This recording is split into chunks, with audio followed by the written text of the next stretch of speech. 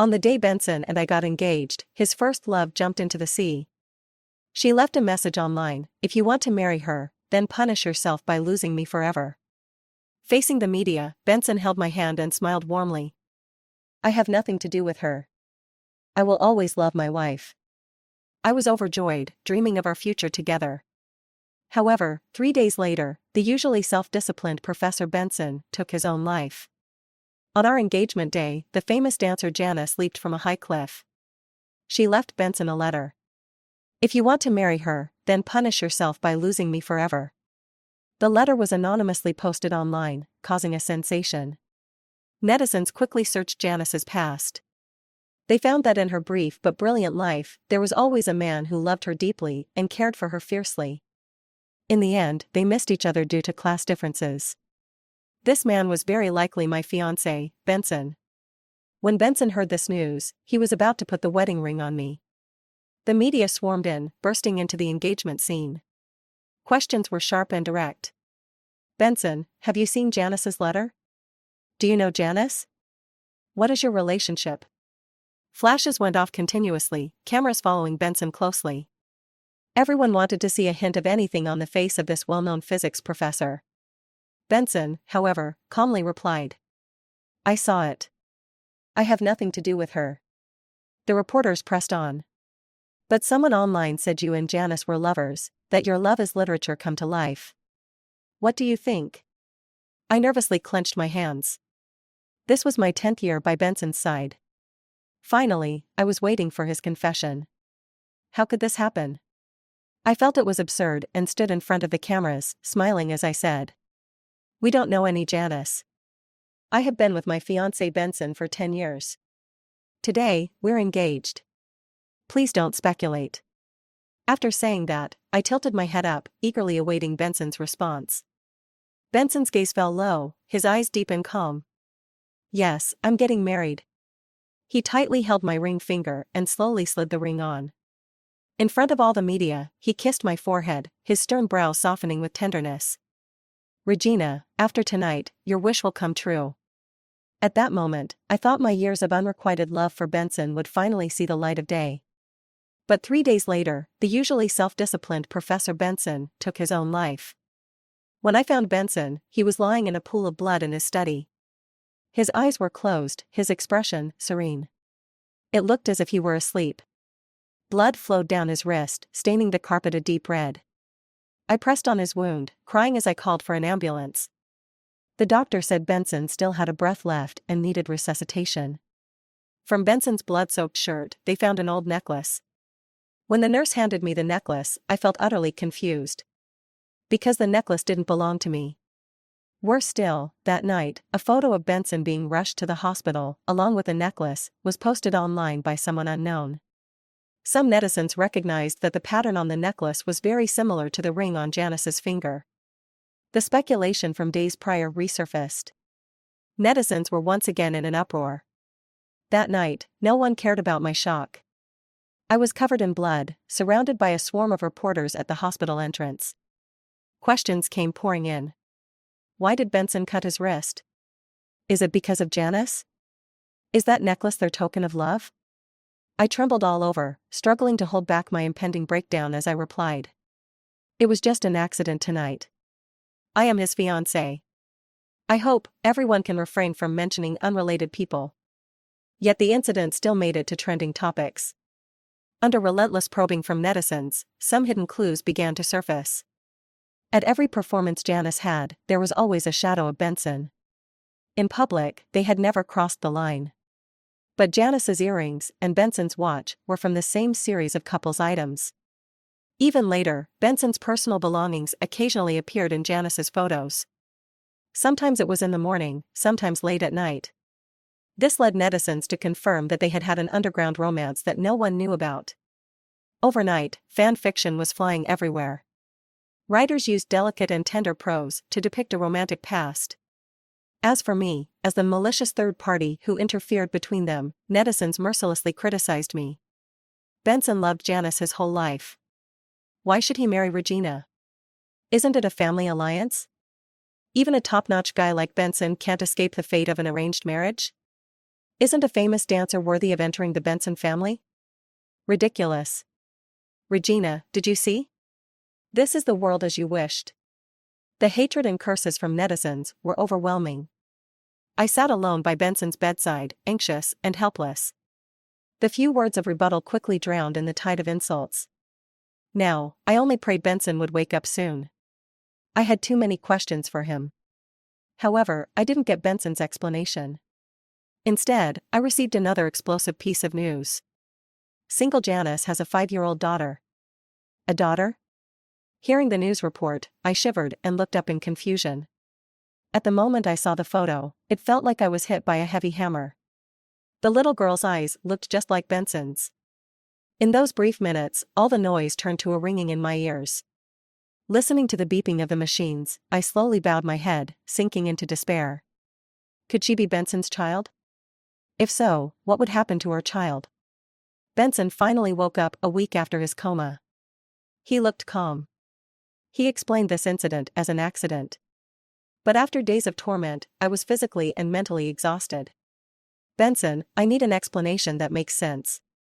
He gazed at me with his beautiful eyes and said softly, "Sorry to scare you." As for the rest, he refused to answer. As for the rumors and gossip, they vanished without a trace the day after he woke up. His reason was, "I will give my wife the respect she deserves." This was the response I had been waiting for days. In that moment, exhaustion washed over me. I gripped the hem of my clothes. The report I had planned to show him turned into a crumpled piece of paper lying deep in my pocket. I was pregnant. I hadn't even had a chance to tell him. But at that moment, I suddenly felt that whether to tell him or not didn't seem that important anymore. Benson returned to his calm and considerate self. He prioritized me in everything. He gave me all the respect I could ask for. Friends often teased me. "I saw your picture on Benson's desk again today. Now the whole school knows you two are a perfect match." But I knew it wasn't like that. He is too polite to me, as if treating a stranger.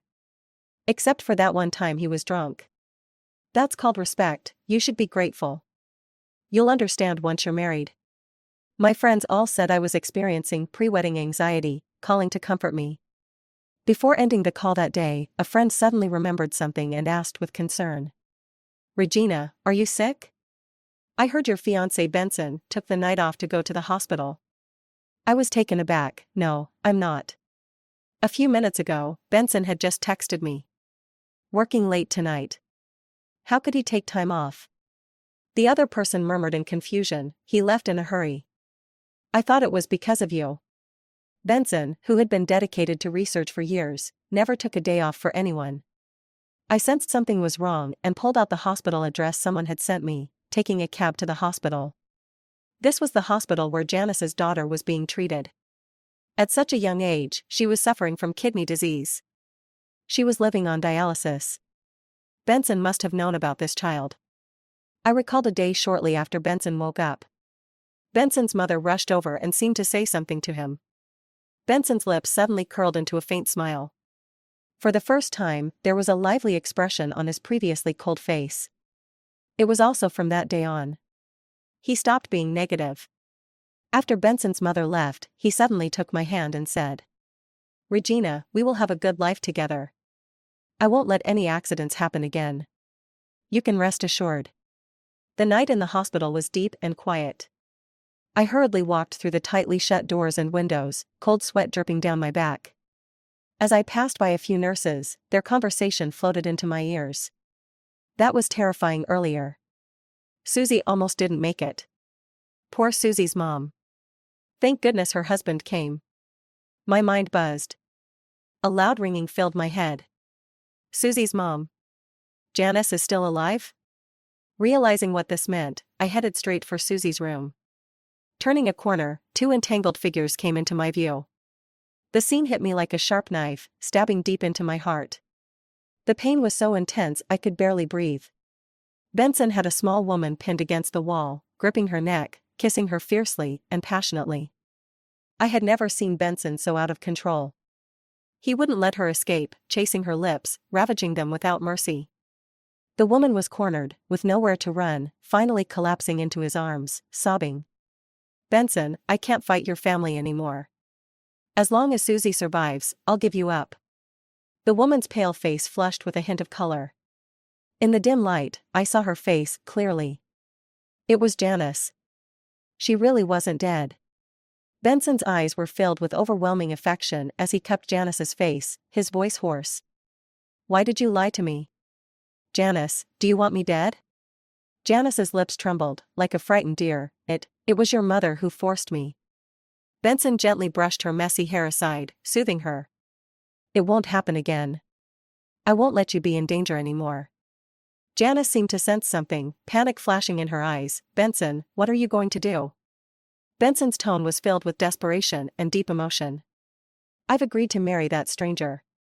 I'll do what the family wants, become someone else's husband, and watch over you from afar. You'll live a peaceful life. That night, I was sent to the emergency room due to stomach pain. In my dazed state, the words stranger woman pierced through me like a knife, leaving me covered in wounds. Curled up on the hospital bed, I tightly clutched a ridiculous report in my hands. The doctor stood beside me, frowning as he looked at my test results. Your condition is very serious. Anemia, malnutrition, stomach problems, depression. You won't be able to keep the baby. We need to operate soon. Where's the baby's father? Give him a call. Fighting the nausea, I closed my eyes and said, no need. The baby doesn't have a father. This baby was the result of an accident. One night, Benson, who usually never drinks, came home drunk. He pinned me against the door and kissed me. Facing the man I had loved for 10 years, I didn't resist. That one night resulted in this baby. Lying in the hospital bed, I absent-mindedly opened Janice's social media page. I found the date. It was the same night Janice's dance performance, Farewell, went viral. Over the years, Farewell became a legend among lovers. In her final message, Janice wrote, "You are my cure and my destination." It must have been that night when Benson made his decision, choosing to let go. They said their goodbyes through a tiny screen, separated by distance. But I had thought, that night, Benson really loved me. Due to my poor health, the doctor scheduled the surgery for 2 weeks later. He told me to focus on taking care of my body and not to overthink things. I decided to take a break from work. With the free time, I had enough space to figure out what path to take for the future. I was going to call off the engagement with Benson. But not yet. My research project was almost finished. I still needed Benson's cooperation. The day I made up my mind, I dragged my weak body to Benson's parents' house to test the waters. At the door, I overheard a conversation between Benson and his mother. "Benson, have you forgotten what you promised Grandpa Regina?" Benson stood in the cold wind, his tone indifferent. "I remember. If I marry Regina, you can get her grandfather's inheritance." Benson's mother frowned. "It's not just for the Benson family, it's for you too. Susie's treatment costs $200,000 a month, and this is just the beginning. Our company's cash flow is cut off. How will you support Susie?" Benson sneered, the corners of his lips curling up. "Do I have a choice? You're threatening me with Janice's life. What do you expect me to do?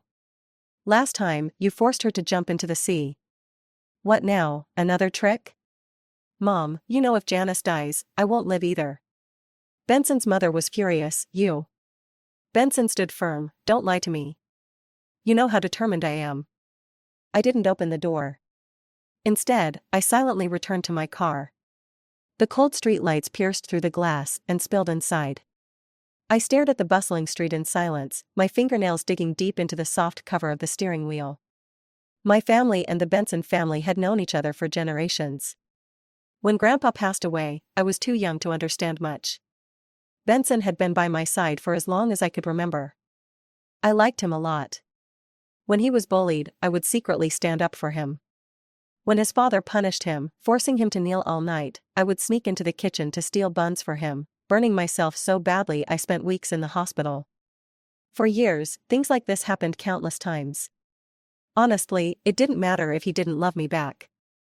I couldn't stop him from loving someone else. But Benson confessed to me. I thought he had finally noticed how good I was to him. I never expected that everything had already been priced out. By the time I realized it, tears were already streaming down my face. For the first time in 10 years, I called my grandfather's lawyer. "Why does Grandpa's inheritance go to the Benson family if I get married?" After a brief pause, the lawyer said, "Before he passed, your grandfather set up a trust. If Benson marries you, his family gets the inheritance. And if I don't get married? The inheritance will go to you directly. However, most of your company's shareholders have already sided with the Benson family. Regaining control won't be easy." In other words, this engagement had to remain in place, at least for now. Until I was strong enough to clean house. I started forcing myself to eat. Even if my stomach was churning and I could only vomit bile, I still had to ensure my nutritional intake. Honestly, I'm not a strong person. This process was incredibly painful. I often found myself curled up in bed at night, gritting my teeth and pushing myself toward an uncertain future. I need to get better. I have to stay alive to fight against them. That night, Benson came back. He brought a bouquet of flowers. It was a standard style from the flower shop at the entrance of the neighborhood. He glanced at the instant noodles in my bowl and frowned. "You've been eating this while I'm not home? Did the maid not come?" "She's on leave." Benson was silent for a moment, then picked up the apron. "Go wait outside, dinner will be ready soon." A faint scent of jasmine perfume lingered in the air. I never wear jasmine perfume. It must be from his clothes. I pulled out a chair and sat at the dining table, saying to the person in the kitchen, "I haven't been feeling well lately, let's postpone the wedding." Benson's eyelashes fluttered slightly as he replied, "In our family, we don't have a precedent for postponing weddings. If you're unwell, I can take you to the hospital." I looked at the person busy in the kitchen and forced a bitter smile. It turns out that loving someone can be acted out.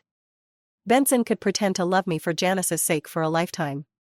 When he returned, he'd bring me my favorite hand-pulled chicken. After dinner, he'd watch my favorite movies with me. When he was a little tipsy, he'd affectionately lean in for a kiss. He acted like a perfect husband. I stared at Benson's face, feeling an ever-growing hatred in my heart.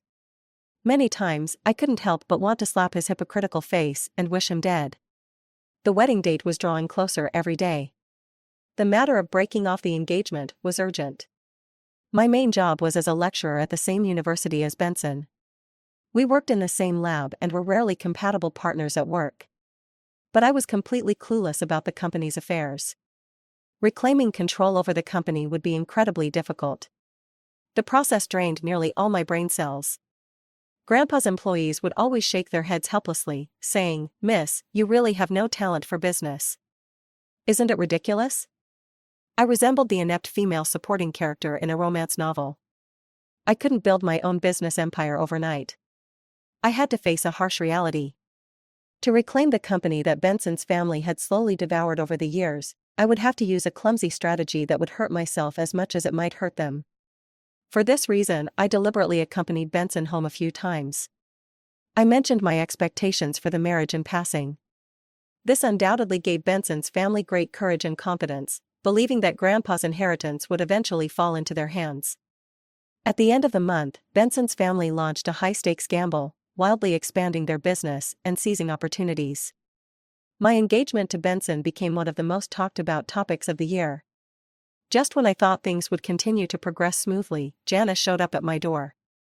Ignoring Benson's protection, she appeared before me, smiling and extending her hand. "Nice to meet you, Regina. I'm Benson's wife." At that moment, I had just come out of surgery and was sweating profusely. Janice brazenly cornered me in the cold wind, solemnly declaring war. I tightened my coat and replied coldly, "Sorry, I didn't realize you were in the habit of calling a mistress a wife."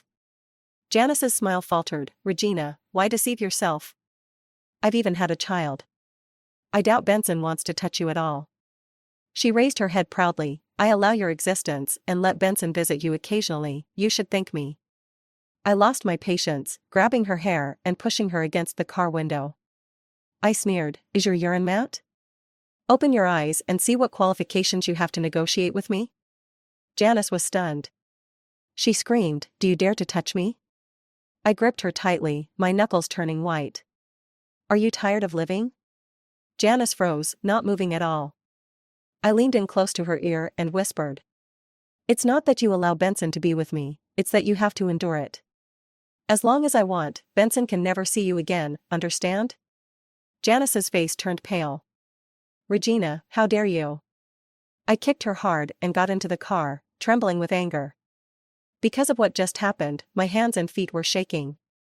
This was the first time in my 20+ years of life that I felt so assertive. It felt really good. I wasn't afraid of Janice telling Benson. Because she always acted like a fragile flower in front of him. She loved Benson too much to dare let him know she provoked me. And for me, this was a crucial time for my promotion to associate professor. I planned to recover my health and return to my normal work. I didn't intend to get too tangled up with Janice. A few days later, I received a call from the lab. Benson's graduate student was crying and asking me, Regina, when are you coming back? It seems our data has been destroyed. I rushed to the lab upon hearing the news.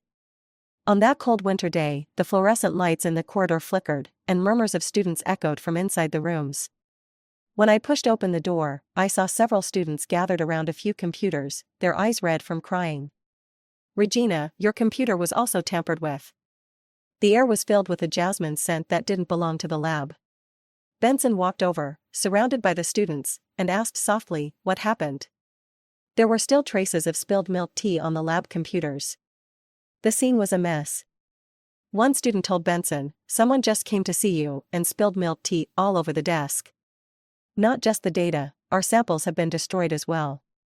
Eating and drinking were strictly prohibited in the lab. Only an outsider would dare to do such a thing. At that moment, a delicate female voice suddenly came from the doorway, slightly out of breath. Sorry, Regina, I accidentally knocked over the milk tea. I went to get you some napkins. Hurry and clean it up. A flash of panic crossed Benson's eyes. Perhaps he didn't expect Janice to show up out of nowhere in front of me. How did you end up here? Janice's face turned slightly red. After knowing you for so many years, can't I come to catch up? Seeing Janice's face flushed with excitement, I suddenly walked toward her. Janice looked regretful. It's a pity that I accidentally ruined Regina's things. I didn't mean to, Slap. A crisp slap landed hard on Janice's face, leaving her stunned. You didn't think that just saying sorry would resolve something as important as destroying experiment data, did you? $2 million in research funding, do you know how many students might not graduate because of you? Not to mention all my years of hard work. The sudden turn of events plunged the lab into silence. Janice covered her face, her eyes quickly turning red. Regina, no matter what, it's wrong to hit someone. I raised my hand again. I'll kill you. Benson grabbed my arm, saying coldly, Regina, don't cause trouble for her.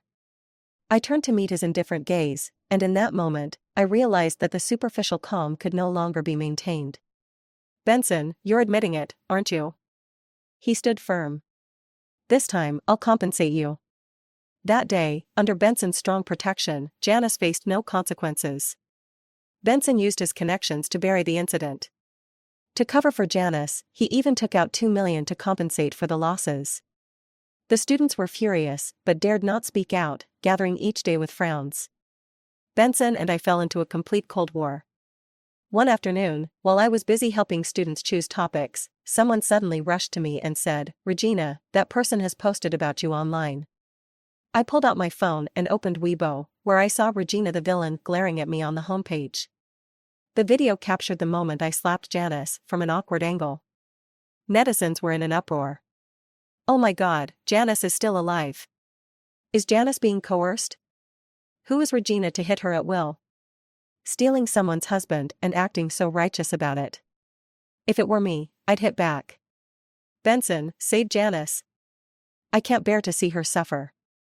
Comments were skyrocketing every second. The number of people hurling insults at me was growing exponentially. I had become the villainess in the story. No one cared that my 3 years of research had been destroyed overnight. No one cared how many students had their graduations delayed or were even unable to graduate because of this disaster. They only wanted their beloved hero and heroine to have a happy ending, just like in every romance novel. Janice's incident had finally caught the attention of the Benson family. The day after everything happened, Benson's mother invited us both over for dinner. Right in front of me, she turned to Benson and said, "I threw away those things you've been keeping." This was the Benson family's way of making their stance clear. Benson's hand paused mid-air, his gaze lowered as he replied, "Got it." During dinner, Benson's mother was exceptionally patient with me. She even agreed without hesitation when I mentioned postponing the wedding. I didn't want to stay in that suffocating atmosphere any longer, so I turned and walked out. The moonlight was cold and lonely. As I stepped outside, one of the Benson family servants was carrying a box and accidentally spilled its contents on the ground. A few small items rolled to my feet. The servant hurriedly rushed over, panicking. "I'm sorry, Regina, these are things Madam wanted to throw away." I lightly stepped on a green feather and asked, "Benson's things?" "Janice gave these to Mr. Shen," the servant replied nervously. A cold breeze blew past, and I slowly bent down, picking up a few of the scattered items. One was a familiar, soft feather, something I had once treasured for a long time. Inside the box were a few pear candies, a tiny keychain, and a clumsy and signed love letter. "These are from Janice?" I asked. Yes, they are." Looking at their anxious expressions, I suddenly laughed. I laughed so hard that tears came out. Were these really from Janice? Just because I didn't have the courage, the things I had secretly given Benson all those years ago were mistakenly attributed to her. They were all mine. At some point, Benson had appeared. "Don't throw these away, put them in my car."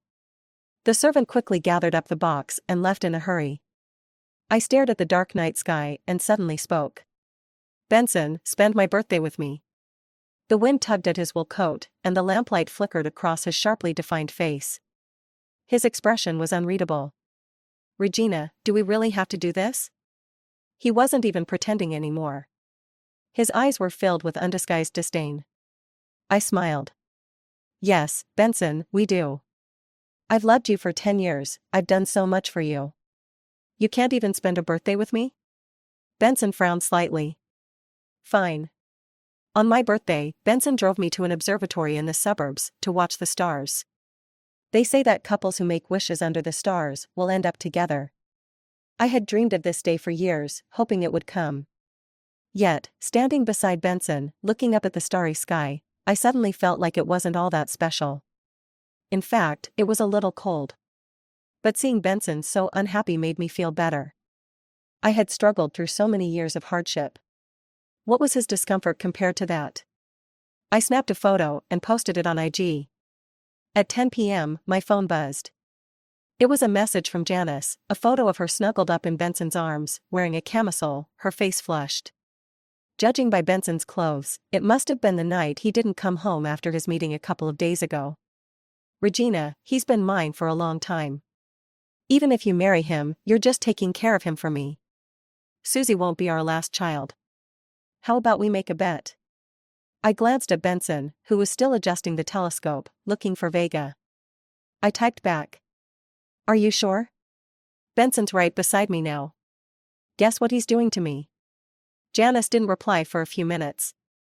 Then she came back, demanding, "Why isn't Benson picking up his phone?" "Well, that's because he left it in the car." Janice was getting anxious, her messages full of provocation. "Susie's looking for her dad. Could you please let him come back?" I pretended not to see it. Soon after, she sent a second message. "Regina, you're being cruel. If you dare to hide this from him, you'll regret it. Susie is the apple of his eye. He'll never forgive you." I turned off my phone and tugged at Benson's sleeve. "Benson, I don't want to look at Vega anymore. Find me something else." And after that, the next few stars. One by one. By the time we got back to the car, it was almost midnight.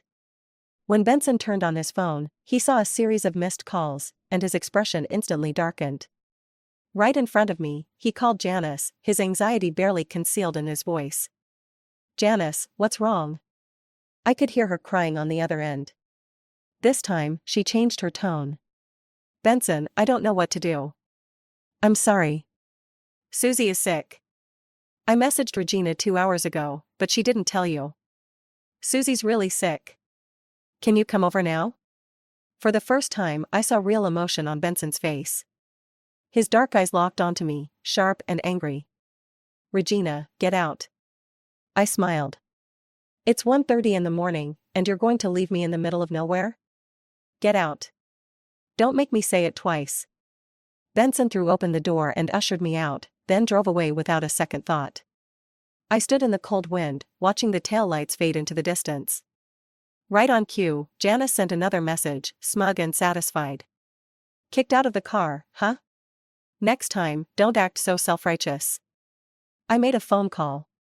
Half a minute later, a black car pulled up in front of me. The lawyer rolled down the window. "Regina, get in." I sent my chat history with Janice to my lawyer, just in case. On the way back, Benson sent me a message. "Don't drag the child into this. I don't want there to be a next time." Expressionless, I typed back. "Take a good look at your little trinkets." Inside the leaf of the Gasapon capsule, there's a ring I hid. The last line of the love letter is from my grandfather's journal. "I hope you won't touch them again. Could you return them to me?" After sending it, I turned off my phone and went straight to the new apartment I had just purchased. The lawyer said, "Regina, the marriage contract can be voided soon. But this time, your company might suffer a significant loss." I know. It's a necessary sacrifice. In the past few days, I helped Benson's students draft new research topics. I applied for grants for the graduate students from poor families. Over the years, I had saved up enough to help a few students graduate successfully. I planned to transfer them under my supervision once I got promoted to associate professor. After all, Benson was becoming less and less attentive to them. The students' future shouldn't be sacrificed for their love life. The next morning, when I turned on my phone, I saw a lot of missed calls. There were also messages from friends. "Benson's going crazy looking for you. Where are you?" At that moment, I was sitting in a taxi, heading to the hospital. I had caught a bad cold from overwork, and I hadn't been getting any better. While waiting for my appointment, I scrolled through my phone and saw that today was Janice's birthday. Flowers lined the hall and spilled out onto the lawn. The party was extravagant and grand. Fans were praising her, passers-by adored her, and the flash of cameras lit up the entire scene. Janice looked like a goddess descended from heaven, delicate and ethereal. But today, she seemed a little absent-minded, staring wistfully in a certain direction. People online were asking, "Has anyone seen Benson? Today's Janice's big day." No. I thought Benson had a fiancé. Don't mention Regina. Stealing someone's love doesn't make her a fiancé. It's bad luck. Regina, remember to follow up with your doctor and take your medication regularly. The doctor's reminder pulled me back to reality. I nodded and said, "Thank you." As I walked out with my prescription, I suddenly bumped into someone. He carried a chill mixed with the wind, his voice low and hoarse. "Regina, where have you been?" I looked up at Benson's face and instinctively took a step back. He seemed to have searched for me all night. "Don't touch me. I don't want any relationship with you right now." Benson suddenly grabbed my wrist, eyes reddened as he asked, "Regina, why is it you? Why didn't you tell me sooner?" I pushed him away forcefully and threw the ultrasound report from months ago in his face. "Benson, are you playing house? Whoever the baby belongs to, you like that person. How shameless can you be?" Benson stared at the last line, stunned. In his usually indifferent eyes, there was a flicker of confusion. "This is our child." He froze, carefully touching the photo, mumbling, "Regina, we have a child." "Not anymore, because of you." I interrupted him expressionlessly. "I meant to surprise you, but the day you kissed Janice at the hospital, this child left me forever." Benson's face went pale. I laughed as I grabbed his collar and slammed him against the wall. "So, stay away from me, okay?" Benson seemed to lose all his energy, slumping in an instant. I handed him a few application forms. "Forgot to mention, I just became an associate professor. If possible, I hope you can transfer a few of your students to me. Think it over, I'll be home waiting for you tonight." I ignored him and turned to get in my car.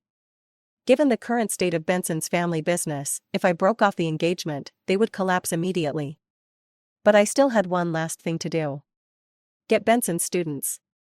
That night, Benson stayed downstairs for a long time.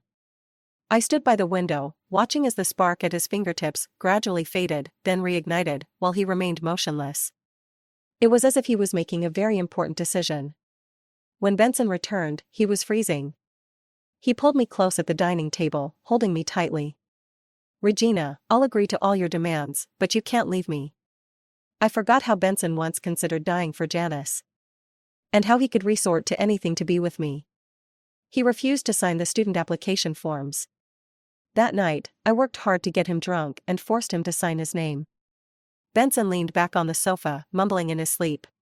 "Regina, I'll treat you well from now on. No one can bully you." How tender. If it were the old Regina, I might have laughed out loud. Now, I just wanted to distance myself from this miserable life. I took the signed application and left that very night. The next day, Benson's family received my cancellation notice. On the day I was supposed to get my marriage certificate with Benson, I disappeared without a trace. Benson called. "Regina, where are you?" It was silent on the other end. I could only hear Benson's faint breathing. I touched the inheritance documents and said, "Benson, I've thought it over. I don't want to be with you anymore. Let's leave it at that." After a brief moment of shock, Benson began to panic. "Regina. Where are you? Just tell me, and I'll come find you." I hung up the phone and signed the inheritance documents in front of my lawyer. From now on, my grandfather's company and assets would belong to me. Of course, by getting rid of some unreliable employees and destroying the collaboration with Benson's family, the company also faced huge losses. My grandfather's assistant sighed helplessly, "Regina, starting today, you need to be fully energized to keep the company afloat." At 28, I seemed to break free from certain shackles and embraced a truly mine, arduous yet ordinary life. When the lawyer escorted me out, he shook my hand. "Regina, I wish you a bright future." I felt a lump in my throat and smiled, "Thank you." After losing strong financial support, Benson's family quickly fell into debt. Their actions became low-key and restrained, fearing they'd be caught by rivals. Benson changed a lot. He was no longer the charismatic Benson, he seemed ill and often skipped classes. One day, he suddenly stopped me. "Regina, you've lost weight again." At that time, I had just recovered from a severe cold and was slightly depressed. One winter wasn't enough to heal. I took a deep breath. "Thanks to you, I almost risked my life for this relationship. I'm glad it's over between us." Benson looked pained. "Regina, you can't be so cruel." I reminded him expressionlessly, "You already have a child. Susie is innocent." That evening, I received a call from Janice. "What did you say to Benson? Why isn't he talking to me?" I asked slowly, "Janice, is it fun to take credit for someone else's work?" She paused, suddenly wary. "What are you talking about? When I was hospitalized for burns, how did you take credit while I was out? Need I remind you?" Before she could answer, I coldly said, "If you dare to call me again, I'll bring reporters to discuss this in person." This warning kept Janice quiet for a long time. After New Year's, a photo suddenly went viral. In the picture, Benson was at the observatory, pinning Janice against the railing and kissing her passionately. Under the bright moonlight, a handsome couple. This atmospheric photo climbed to the top of the trending list. Fans were relieved, Regina finally left. "Is this official? I'm so happy." After years apart, this reunion of star-crossed lovers added cheer to the end of the year. The topic stayed high on the trending list for days. "I really don't understand Benson's mindset." One student commented that Janice is clearly up to no good. Well, at least it's not us who's suffering. As the year-end approached, I moved into a new home and invited my students over for dinner. Just months ago, a few of them looked disheveled, but now they glowed inside and out. "Professor Regina. Thank you for everything you've done for us. With your help, I feel like I can keep going for a few more years." "Hey, you don't want to graduate, do you? We need to work hard for Professor Regina. I still need you for my PhD." Sitting in the warm light, I watched the joyful scene, my eyes feeling a bit teary. This was probably the first lively new year I'd had since my grandfather passed away. In the past, Benson was either working overtime or on business trips. Now that I occupied that position, I realized that the school doesn't force you to work on New Year's Eve. It was just an excuse. This year, heavy snowfall made returning home very difficult. Several students stayed over at my place. Inevitably, the house became lively. In the meantime, Janice couldn't help but text me again. "Regina, thank you for returning the perfect man to me. Actually, I've thought a lot about it. He may not like me because of the past, so you don't need to be so aggressive." I casually munched on an apple and replied, "Oh, then I'll call Benson." "How shameless can you be?" I laughed, "Not as shameless as you." Benson and Janice's first fight happened at the end of February. Janice incited Susie to throw away Benson's data hard drive. This directly led to irreparable flaws in Benson's experiment that year. He was criticized by the entire department. His admission qualifications were revoked. The guilty Susie cautiously said, "It had Regina's name on it. Mom said all of Regina's stuff should be burned." The students, having experienced 2 disasters, could no longer hold back. They proactively exposed the video and wrote a joint letter requesting the revocation of Benson's professor qualification. Originally, the online users who insulted me were attacked by angry college students. "Stop calling her a goddess, Janice is the idiot.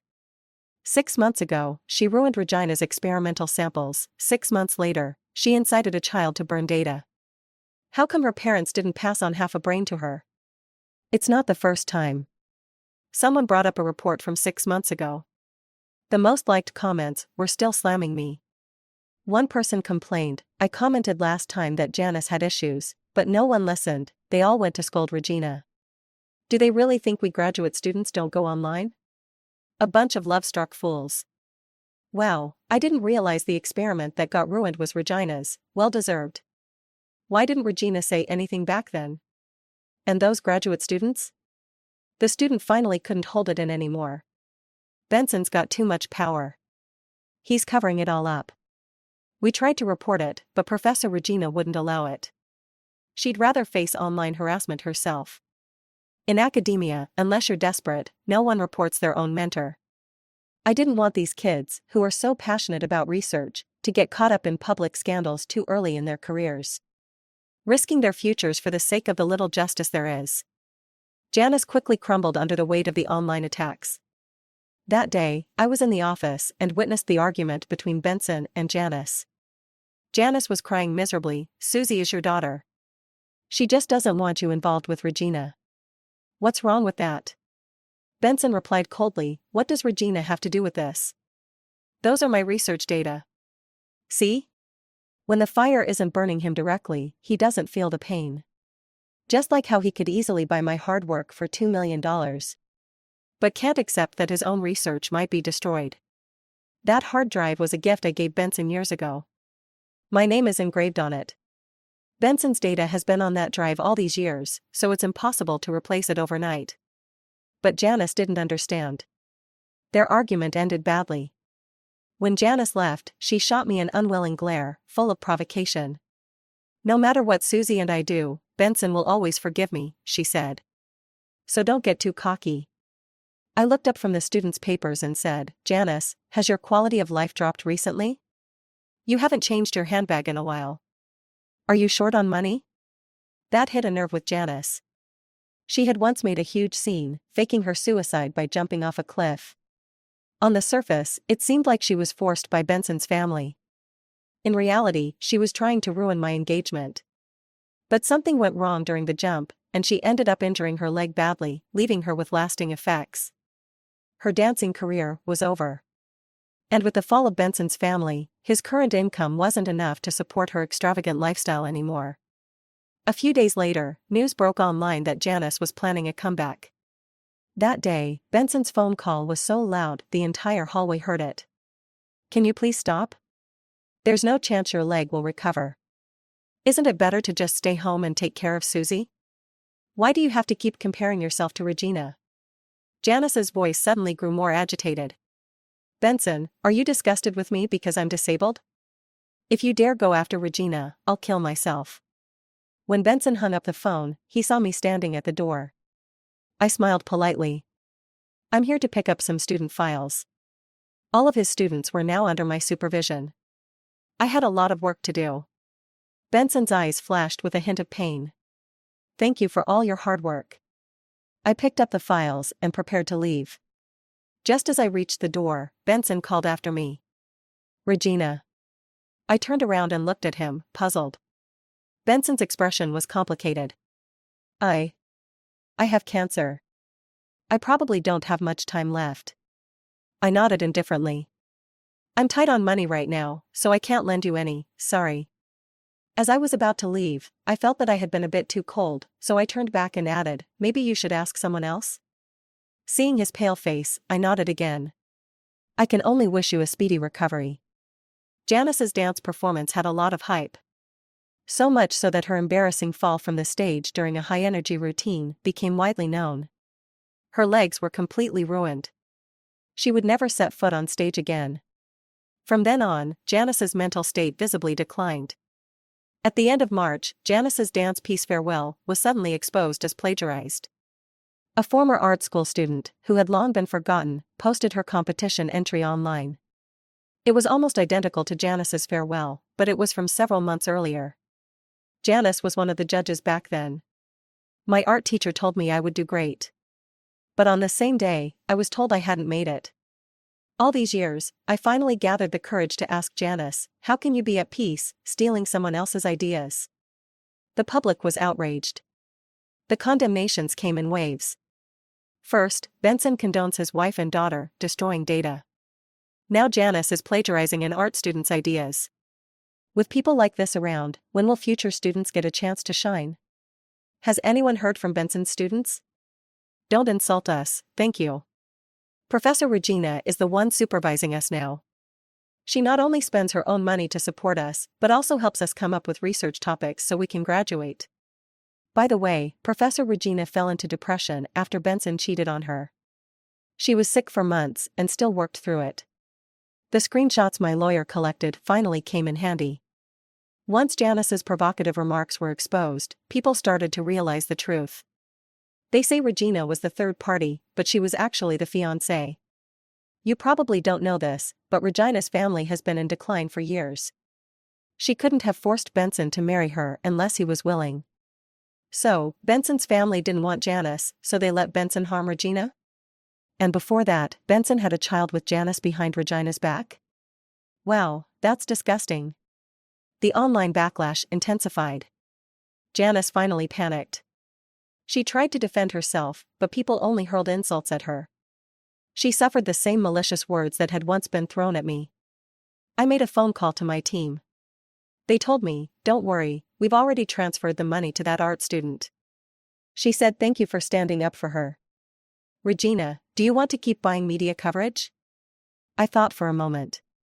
No, let's leave the rest of the money for the student. She deserves a good life. Outside, all the leaves had fallen from the trees.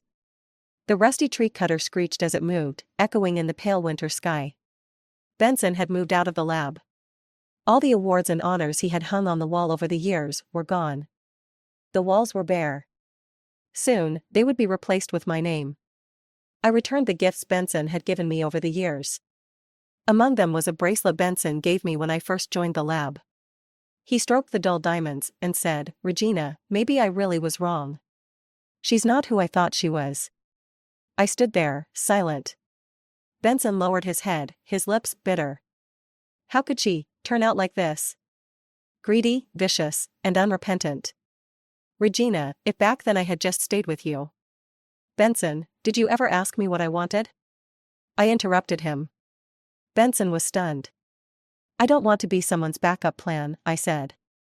Why should I be your fallback option just because you found a path that wasn't working for you? The truth is, the greedy and vicious one is you. Regina, it's time to go. Someone lazily called out to me from across the street. Benson turned to see a man leaning casually against a car door. He was wearing a double-breasted wool coat, standing relaxed in the wind. His eyes met mine with a smile. I nodded. Next time, don't bring your problems to me. I have a boyfriend now. The wind howled. Benson's long overdue confession came from behind me. Regina, I love you.